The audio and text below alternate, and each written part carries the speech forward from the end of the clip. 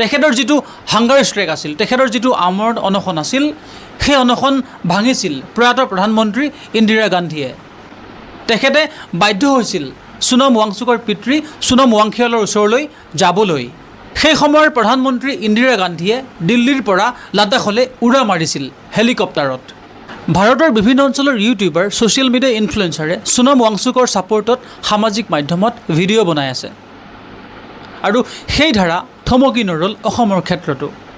অসমৰ বিভিন্ন YouTuber, social media ইনফ্লুৱেঞ্চাৰে সোনম ৱাংচুকৰ ছাপোৰ্টত ভিডিঅ' বনাইছে। সেই ক্ষেত্ৰত অন্যতম ডিম্পু বৰুৱা।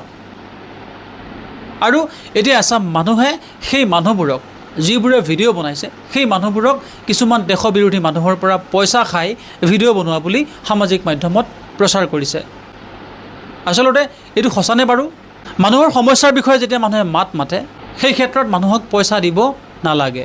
আৰু এই সমস্যাটো কেৱল এজন মানুহৰ সমস্যা নহয়, আমাৰ যিটো উঠি অহা প্ৰজন্ম, যিখিনি ছাত্ৰ ছাত্ৰী, সেইখিনিৰ সমস্যা।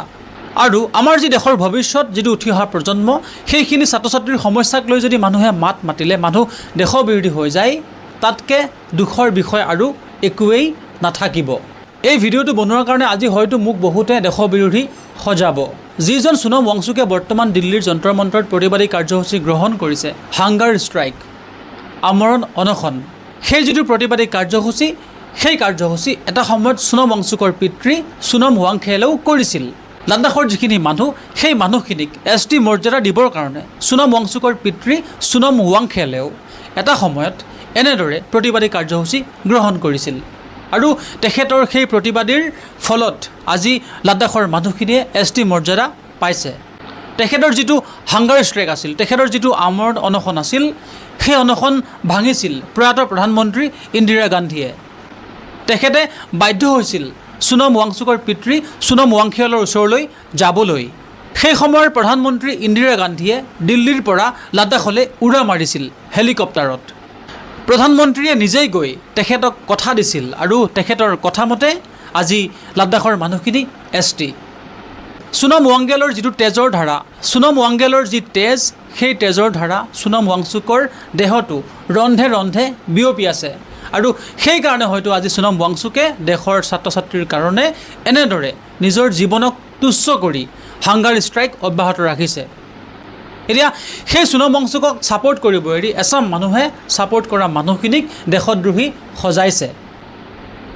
এয়া কিন্তু গণতন্ত্ৰৰ কাৰণে শুভ লক্ষণ নহয়।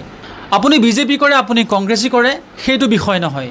কিন্তু যেতিয়া সমস্যাটো দেশৰ উঠি অহা প্ৰজন্মটো, ছাত্ৰ ছাত্ৰীক লৈ হয়, তেতিয়া কিন্তু আপুনি দল পাহৰিব লাগে, আপুনি সেই মানুহজনক ছাপোৰ্ট কৰিব লাগে। এয়া মোৰ একান্ত ব্যক্তিগত ধাৰণা। এতিয়া অসমৰ যিখিনি উঠি অহা প্ৰজন্মৰ ইউটিউবাৰ, ইনফ্লুৱেঞ্চাৰ, সেইখিনি যে ভিডিঅ' বনাইছে, আজি মই সুখী। কাৰণ সেইখিনিক ছাপোৰ্ট কৰে কোনে? অসমৰ যিটো উঠি অহা প্ৰজন্মৰ ইউটিউবাৰ, ইনফ্লুৱেঞ্চাৰ, সেইখিনিক ছাপোৰ্ট কৰে একাংশ যুৱচামে। আৰু এই সমস্যাটো কাৰ? যুৱচামৰ। যুৱচামৰ সমস্যাত যদি যুৱচামৰ প্ৰতিনিধিয়ে মাত নিদিয়ে, তেন্তে সেই সমস্যাৰ অন্ত পৰিবনে? আমাৰ দেশখন ভাল হ'বনে? বহুতে ক'ব খোজে যে সোনম ৱাংচুকৰ পিতৃ এগৰাকী কংগ্ৰেছী কেবিনেট মিনিষ্টাৰ আছিল, কিন্তু সেইটো ভুল ধাৰণা। সোনম ৱাংচুকৰ পিতৃ সোনম ৱাংগেল এগৰাকী নেশ্যনেল কনফাৰেন্সৰ লিডাৰ আছিলে। তেখেতে কিন্তু কেবিনেট মিনিষ্টাৰ নেশ্যনেল কনফাৰেন্সৰ পৰাই হৈছিলে। শেষত 1984 চনত তেখেতে নেশ্যনেল কংগ্ৰেছত যোগদান কৰে। এতিয়া বহুতে ক'ব যে নেশ্যনেল কনফাৰেন্স আৰু নেশ্যনেল কংগ্ৰেছ একেটা পাৰ্টি। আচলতে সেইটো ভুল ধাৰণা। INC আৰু JKNC দুয়োটা different political party with different ideology. Sonam Wangchuk এগৰাকী ভাৰতীয় অভিযন্তা। তেখেত কোনো ধৰণৰ ৰাজনৈতিক দলৰ লগত জড়িত নহয়।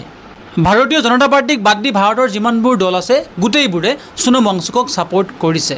সেয়া national student federation, national Congress, অসমৰ ৰাইজৰ দল, ৱেষ্ট বেংগলৰ তৃণমূল কংগ্ৰেছ, তামিলনাডুৰ TVK, তামিলনাডুৰ DMK, কেৰালাৰ কমিউনিষ্ট, যিমানবোৰ পাৰ্টি আছে গোটেইবোৰে সোনম ৱাংচুকক ছাপোৰ্ট কৰিছে।